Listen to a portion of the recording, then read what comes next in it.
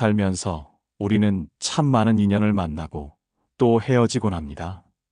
어떤 인연은 삶의 단비가 되고 어떤 인연은 잊을 수 없는 추억으로 남지만 때로는 우리의 삶을 갉아먹는 썩은 인연도 있습니다.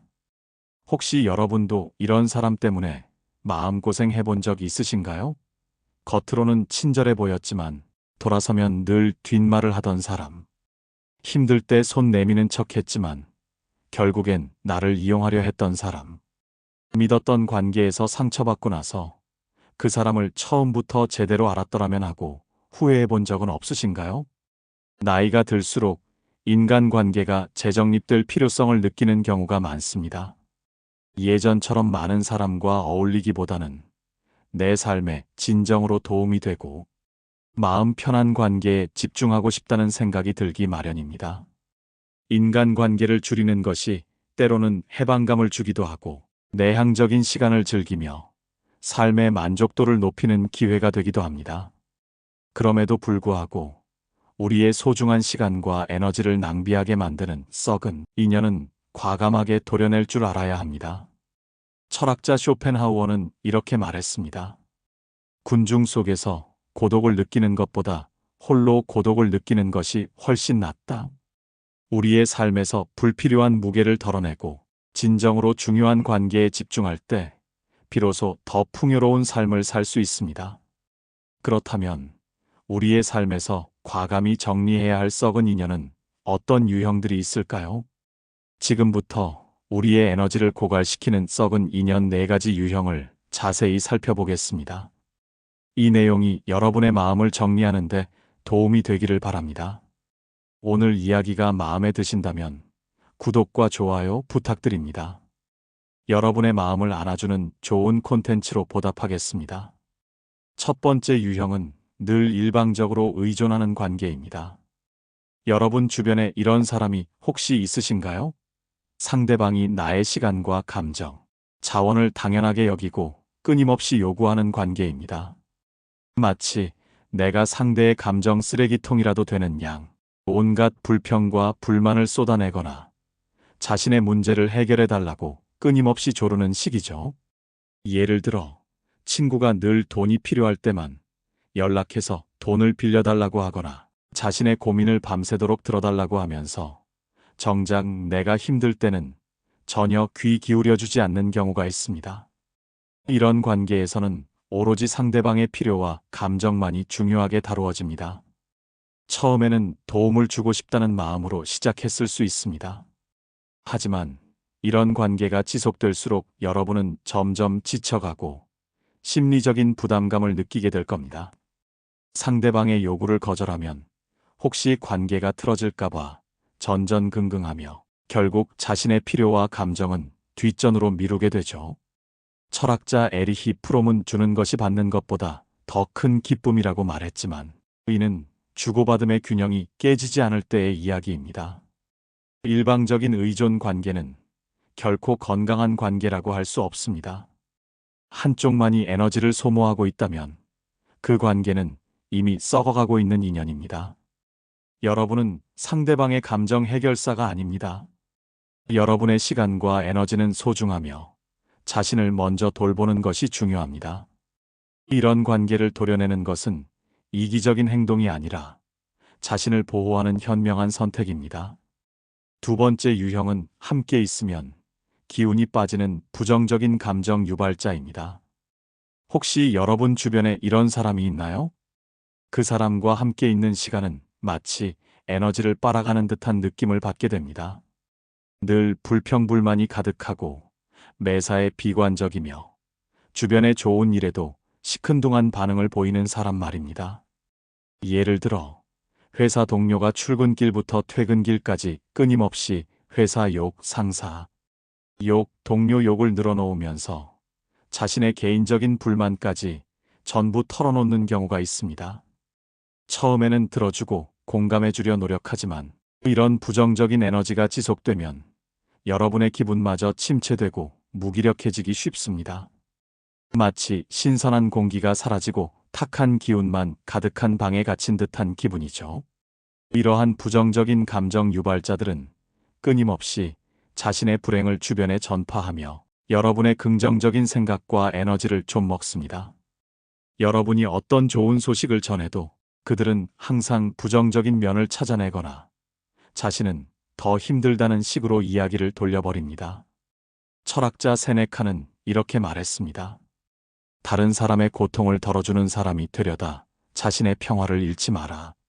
이들은 스스로 변화하려는 의지 없이 그저 자신의 부정적인 감정을 해소할 대상을 찾는 경우가 많습니다. 여러분의 삶은 소중합니다. 긍정적인 에너지를 채워줄 사람들과 함께해도 모자랄 시간에 여러분의 기운을 빼앗는 사람들에게 더 이상 감정을 소모하지 마세요. 이런 관계는 여러분의 정신 건강에 해롭습니다. 세 번째 유형은 늘 경쟁심이 강하고 자신을 깎아내리는 사람입니다. 혹시 주변에 이런 인물이 있나요? 함께 있으면 편안함 대신 묘한 긴장감과 경쟁심을 느끼게 하는 사람 말입니다. 여러분이 조금이라도 잘 되거나 성공하면 진심으로 축하해 주기보다는 은근히 비꼬거나 자신의 경험을 내세워 여러분의 성과를 깎아내리는 유형입니다.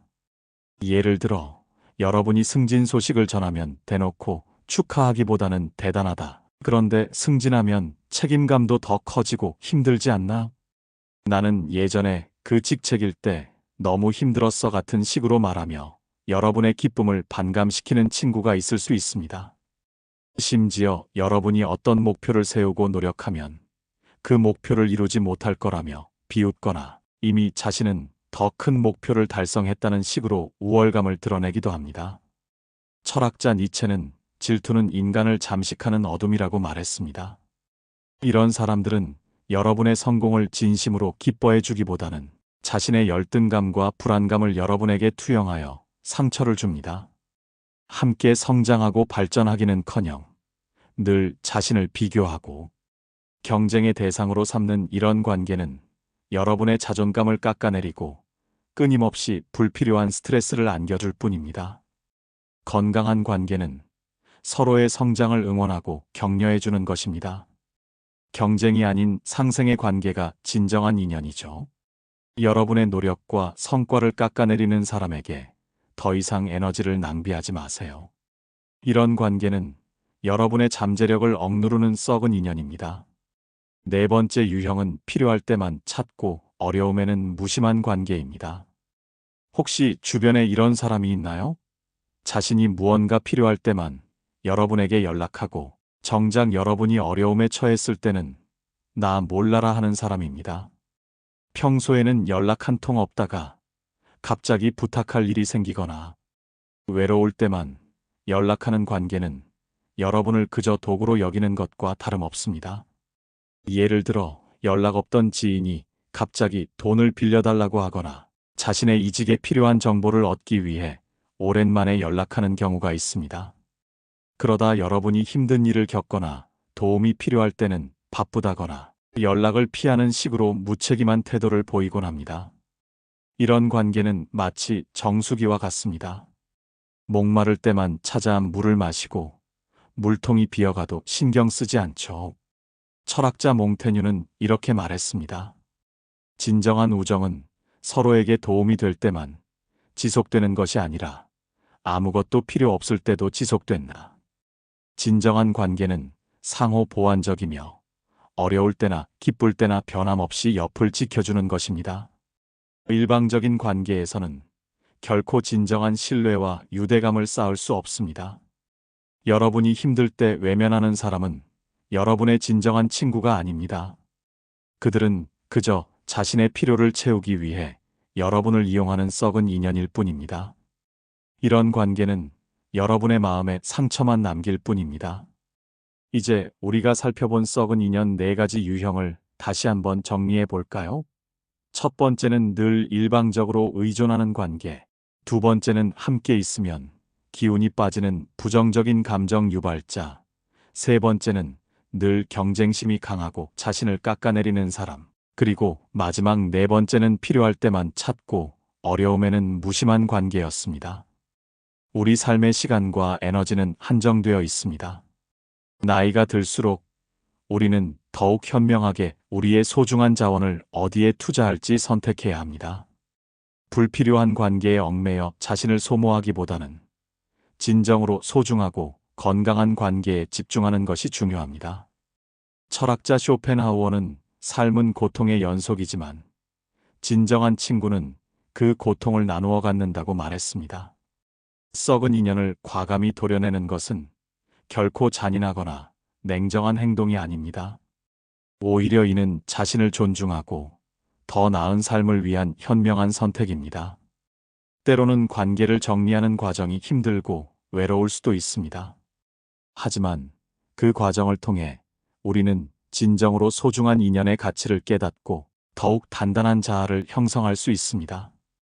여러분의 삶에서 썩은 인연의 가지를 잘라내고 그 자리에 새롭고 건강한 관계의 씨앗을 심을 때 비로소 여러분의 삶은 더욱 풍요롭고 아름답게 꽃필 것입니다. 오늘 이야기가 여러분의 마음을 정리하는데 작은 도움이 되었기를 바랍니다. 다음 영상에서 더 좋은 이야기로 찾아뵙겠습니다. 감사합니다. 철학의 울림이었습니다.